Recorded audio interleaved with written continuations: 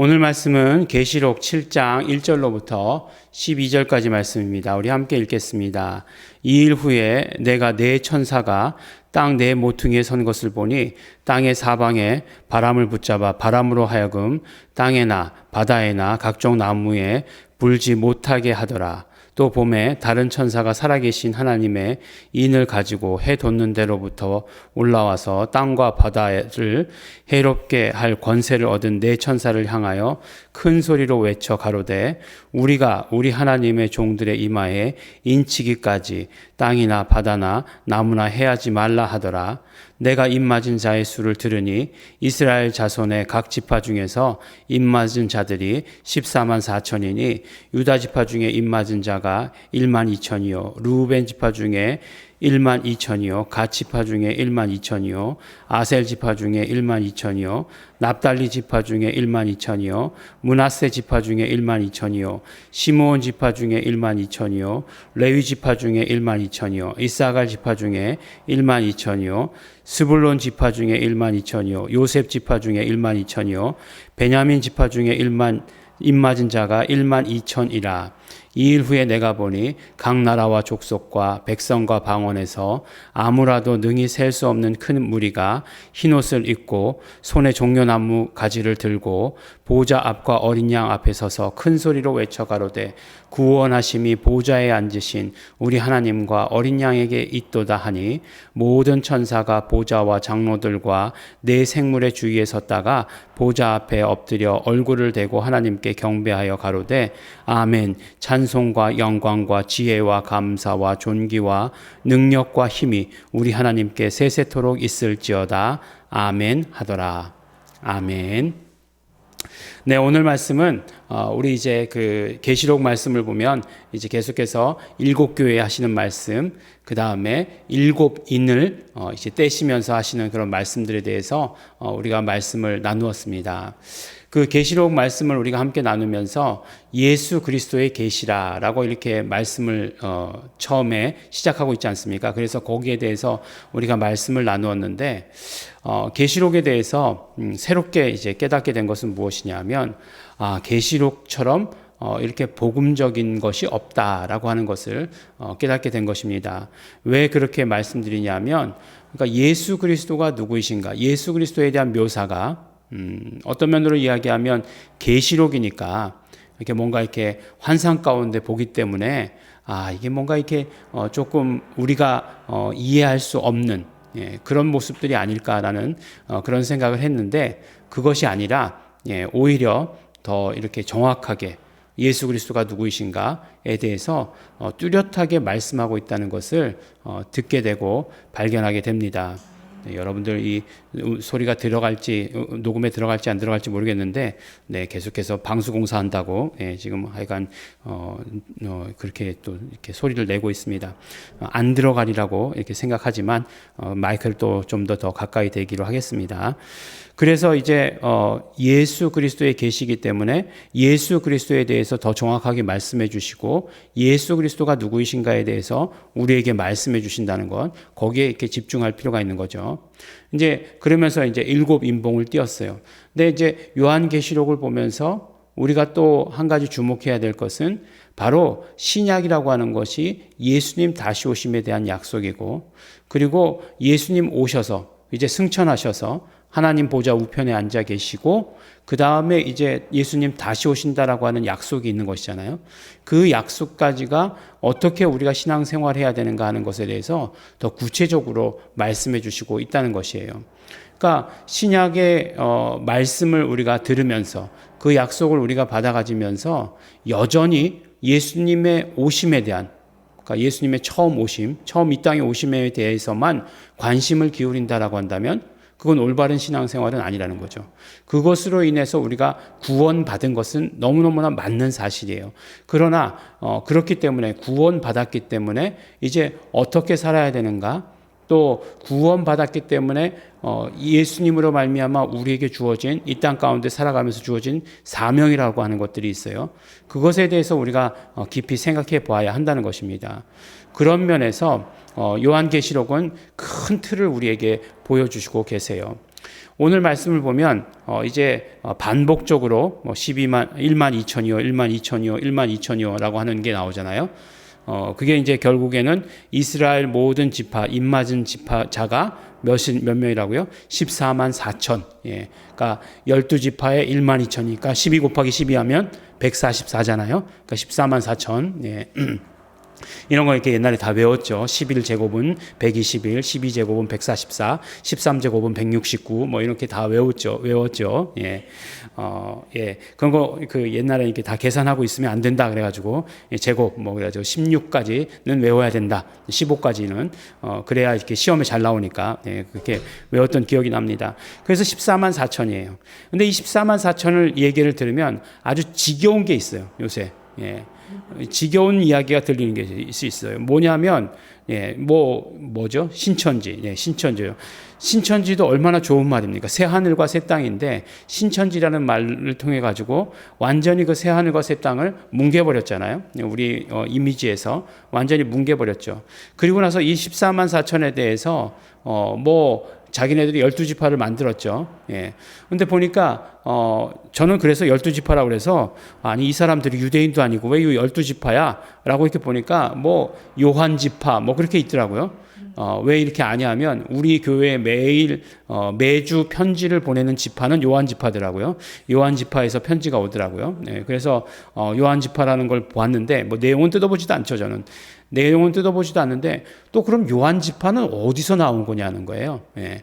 12만, 12,000, 1만 2천이 다 채워져야 된다. 이미 다 채워졌다. 그렇게 얘기하고 있는데, 예. 그게 어디서 나온 그 뚱땅지 같은 소리인지 잘 모르겠어요. 이게 그렇기 때문에 우리가 요한계시록을 오히려 알아야 되고 예수님 다시 오심에 대해서 우리가 조금 그 큰 시야를 통해서 알아야 합니다. 예, 그 요한계시록의 이야기가 요한계시록만 가지고 해석할 수는 없어요. 예, 왜냐하면 요한계시록의 어떤 이런 것들은 계시나 환상은 성경의 범위 안에서 해석을 해야 되는 거예요. 그러면 유대인의 구원에 대해서 가장 많이 말하고 있는 사람은 또 누구냐면 바울이죠. 바울. 사도 바울의 이야기예요. 사도 바울의 이야기를 우리가 잘 들어야만 합니다. 사실 사도 바울과 사도 요한은 관계가 없는 사람이 아니에요. 사도 바울과 사도 요한은 아주 잘 알고 있는 사람이죠. 그리고 에베소라고 하는 그런 어떤 공통적인 사역지를 가지고 바울은 순교했으니까 먼저 죽어서 그곳을 관리할 수 없었지만 그 이후에 에베소를 관리한 사람은 결국은 요한이에요. 예, 요한이 길게 오랫동안 살면서 그 에베소라고 하는 지역을 관리했죠. 그러니까 요한과 사도 바울이 서로 아무런 관계가 없다 이렇게 말할 수 없는 거예요. 근데 사도 바울은 뭐라고 얘기했냐면 사도 바울은 이제 이방인의 충만한 수가 들어오기까지라고 하는 그런 이야기를 했어요. 예. 형제들아 너희가 스스로 지혜 있다 함을 면키 위하여 이 비밀을 너희가 모르기를 내가 원치 아니하노니 그러니까 너희가 알기를 원한다. 이 비밀은 이방인의 충만한 수가 들어오기까지 이스라엘의 덫은 완악하게 된 것이라 라고 이렇게 말씀하고 있어요. 그러니까 무슨 말씀이에요? 그러니까 이 모든 어떤 구원에 대한 것이 모든 주도권이 이방인에게로 넘어갔죠. 예, 이방인에게로 넘어갔어요. 왜냐하면 유대인들, 그러니까 이스라엘들은 완악했기 때문이죠. 그래서 예수 그리스도를 구세주로 받아들이지 않았어요. 메시아로 받아들이지 않았어요. 그리스도로 받아들이지 않았어요. 그래서 그 구원의 그 모든 것들이 누구에게로 넘어갔습니까? 이방인들에게로 넘어갔죠. 그런데 그것은 하나님의 뜻과 계획이라는 것이에요.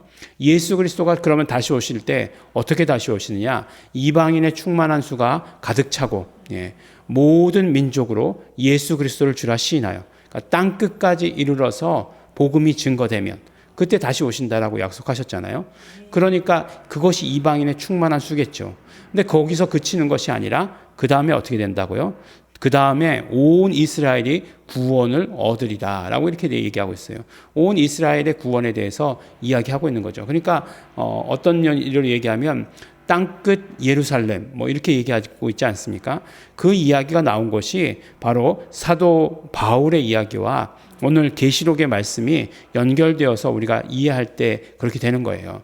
근데 이제 1만 2천 곱하기 12지파 하면은 12지파 하면은 14만 4천이잖아요. 근데 그 숫자에 대해서는 사실 그렇게 큰 의미를 둘 수는 없다는 거예요. 그러면 예수를 영접한 숫자가 그럼 언제서부터 언제까지냐? 뭐 딱 여기 이 세대를 잘라서냐? 이렇게 숫자를 셀 수는 없는 것 아니겠어요? 그렇기 때문에 이방인의 충만한 수라고 하는 것도 뭐 60만이다, 70만이다 이렇게 정할 수가 없잖아요. 예수님 이후로부터 2000년이라고 하는 그 이 이후로부터 지금까지 그게 얼마만큼이 충만한 수냐 하는 거죠. 그거는 우리가 알 수 없는 것이에요. 그렇지만 분명한 것은 무엇이냐면 예루살렘, 땅끝 예루살렘에도 이 유대 땅에도 복음이 전해졌을 때 유대 땅을 시작으로 해서 복음이 전파되기 시작했고 이 유대 땅에도 바로 복음이 전파된다. 더 구체적으로 얘기하면 어떻게 돼야죠? 예수 이름이 전파되었을 때 그들이 이제 하나님의 이름을 예수 이름으로 받아갖게 되었을 때 그때 예수님 다시 오신다라고 하는 것을 우리에게 말씀해 주시는 것이죠. 그래서 보니까 그 모든 일들이 이루어지고 나서 어떻게 됩니까? 이 일후에 보니까 각 나라와 족속과 백성과 방언에서 아무라도 능히 셀 수 없는 큰 무리가 흰옷을 입고 손에 종려 가지를 들고 보좌 앞 어린 양에 서서 큰 소리로 외쳐 가로되 구원하심이 보좌에 앉으신 우리 하나님과 어린 양께 있도다. 이렇게 찬양한다는 거 아니에요? 이거 어느 찬양의 가사죠? 비전 찬양 가사죠. 비전 찬양 그 가사 그대로 그런 일들이 하늘 보좌에서 하늘 성전에서 그런 일들이 이루어진다라고 하는 것을 말씀해 주시는 것이죠.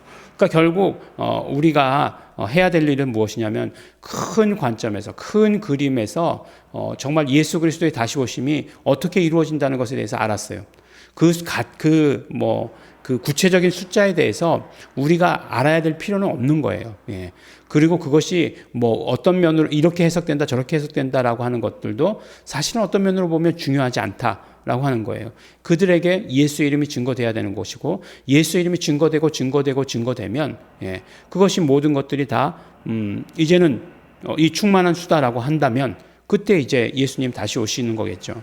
그러니까 우리가 두 가지 일에 대해서 최선 다해야 되는 것인데 그렇죠. 예수 이름이 전해지도록 그래서 전해지고 이방인의 충만한 수가 전해지고 그 다음에 또 예루살렘까지 유대인들에게까지 전해져야 되는 거죠. 이 12지파에게까지 전해지도록 해야 되는 것이 첫 번째고 그 다음에 두 번째는 그와 동시에 오늘 말씀과 같이 하늘에서 정말 모든 구원받은 자들이 흰옷 입은 자란 사람들이 정말 그 찬양한 것처럼 구원하심이 보좌에 앉으신 우리 하나님과 어린 양께 있도다 그렇게 찬양한 것처럼 그래서 아멘 찬송과 영광과 지혜와 감사와 존귀와 능력과 힘이 우리 하나님께 세세토록 있을지어다 날마다 이렇게 우리가 입술로 고백하며 영광 돌리며 찬양하는 삶을 살아야 되는 것을 우리에게 오늘 말씀해 주시고 계십니다.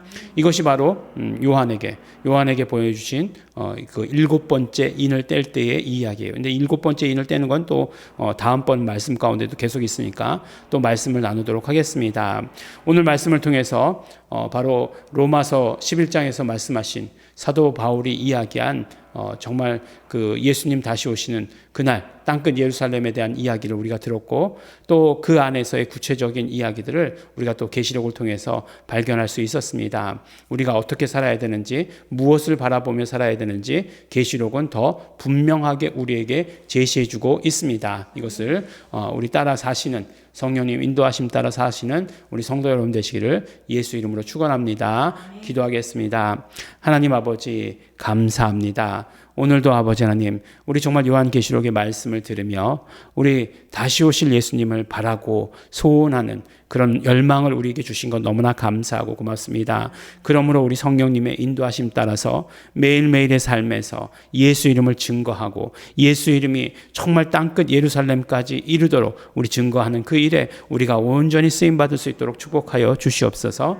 또한 아버지 하나님 간절히 바라고 소원하는 것 우리의 모든 삶이 하나님께 올려지는 찬양이 될 수 있도록 되기를 간절히 바라고 소원합니다. 우리의 입술에서 찬양이 끊이지 않게 하여 주시옵시고 우리의 삶이 정말 하나님을 찬양하는 삶이 되게 하여 주시옵시고 예수 그리스도의 다시 오심을 기다리는 삶이 찬양의 삶이 될 수 있도록 아버지 축복하여 주시옵소서. 감사드립니다. 예수님 이름으로 기도드렸습니다. 아멘. 우리 함께 기도하실 때 그러므로 우리 성령님의 역사하심을 기대합니다. 성령 충만을 소원합니다. 성령님이시여 우리로 언제나 찬양하게 하여 주시옵소서. 성령님이시여 우리로 언제나 우리의 입술 가운데 찬양과 예수 이름이 충만케 하여 주시옵소서. 성령 충만케 되기를 소원합니다. 우리 다 같이 통성으로 기도하시겠습니다.